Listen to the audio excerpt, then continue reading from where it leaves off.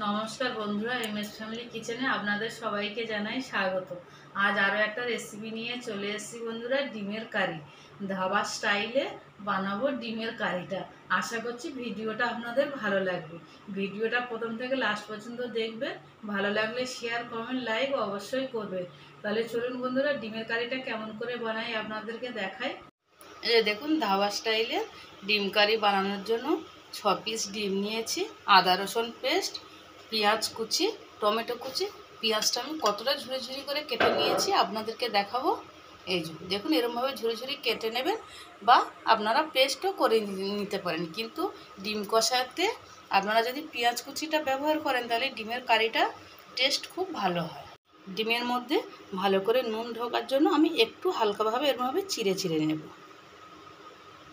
এগুলো ভালো করে কেটে নিয়েছি, এবারে একটু লবণ মাখিয়ে নেব। লবণ দিয়ে ভালো করে মাখিয়ে নেব। আগে থাকতে কড়াই বসিয়ে রেখেছি, কড়াইতে দেব অল্প পরিমাণে বাটার, একদম অল্প বাটার দেব। বাটারটা একটু গলিয়ে নেব। এই ডিমগুলো দিয়ে দেব, দিয়ে হালকা ভেজে নেব।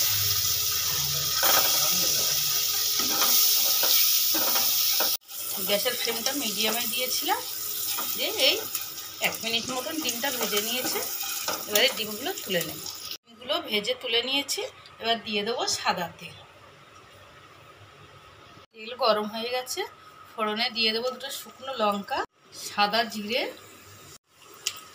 গোটা গরম মশলা।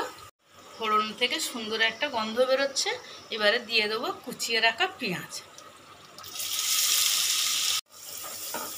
গ্যাসের ফ্লেমটা মিডিয়ামে দিয়ে রেখেছি, পেঁয়াজটা ভালো করে লাল লাল করে ভেজে নিতে হবে। বন্ধুরা, এই চ্যানেলে আরও সুন্দর সুন্দর রেসিপির লিঙ্ক ডেসক্রিপশন বক্সে দেওয়া আছে। দেখুন, পেঁয়াজটা অনেকটা ব্রাউন কালার চলে এসছে। এবারে দিয়ে দেবো আদা রসুন পেস্ট। এখানে 4 চামচের 1 চামচ আদা রসুন পেস্ট ব্যবহার করলাম। একটু নেড়ে নেব ভালো করে। এর মধ্যেই দিয়ে দেবো টমেটো কুচি।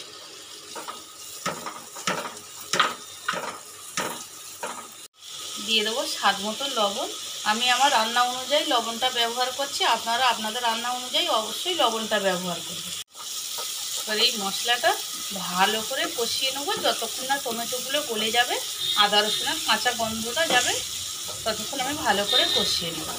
এই যে দেখুন, মশলা সুন্দরভাবে কষিয়ে নিয়েছি, কোনো গন্ধ নেই, একদম তেল ছেড়ে দিয়েছে। এবারে দিয়ে দেবো হলুদ গুঁড়ো,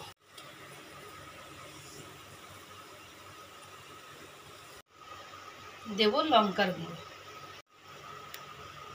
জিরের গুঁড়ো। সব মশলাগুলো ভালো করে কষিয়ে নেব। মশলাটা গ্রেভিটা সুন্দর বানানোর জন্য আমি এখানে অল্প পরিমাণে জল দিচ্ছি। মশলাটা সুন্দরভাবে বানিয়ে নেব। আর বন্ধুরা, আপনারা এরকমভাবে ধাবা স্টাইলে একবার ডিমের কারি হলেও বাড়িতে বানিয়ে খেয়ে দেখবেন। রুটি, পরোটা, লুচি, নান, গরম ভাত সবার সাথে একদম জমে যাবে। দেখুন, মশলাটা সুন্দরভাবে কষানো হয়ে গেছে, একদম তেল ছেড়ে দিয়েছে মশলা থেকে। এর মধ্যে দিয়ে দেবো অল্প পরিমাণে গরম মশলা, একটু নেড়ে নেব। এবারে দিয়ে দেবো ভেজে রাখা ডিম। ডিমগুলো দিয়ে ভালো করে কষিয়ে নেব। আর বন্ধুরা, আজকের এই ধাবা স্টাইলের ডিমের কারি আপনাদের কেমন লাগলো আমাকে কমেন্ট করে জানাবেন, আর আমার চ্যানেলটাকে সাবস্ক্রাইব করবেন। বন্ধুরা, আপনারা হয়তো ভাবতে পারেন যে ডিমের কারির মধ্যে ডিমগুলো বাটার দিয়ে কেন ভাজলো। আপনারা ডিমের কারি বানানোর সময় বাটার দিয়ে ডিমটা ভাজবেন, দেখবেন ডিমের স্বাদটা অন্যরকমই হয়। তার জন্য আমি ডিমটা বাটার দিয়ে ভেজে নিয়েছি। যেহেতু এখানে আমি পেঁয়াজটা বেশি ব্যবহার করেছি, তার জন্য সামান্য পরিমাণে আমি দেব চিনি। নেড়ে নেব। দিয়ে দেবো ধনেপাতা কুচি,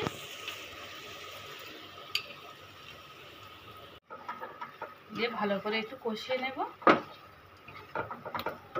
দিয়ে দেব অল্প পরিমাণে কসুরি মেথি।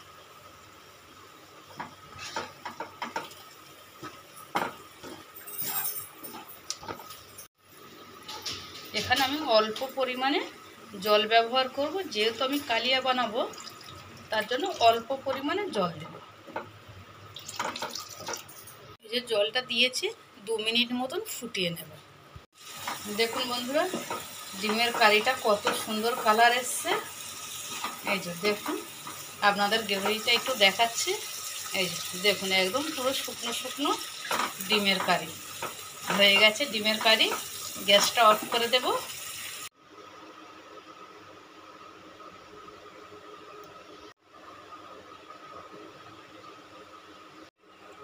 এই যে দেখুন বন্ধুরা, কত সুন্দর হয়েছে, কত লোভনীয় হয়েছে।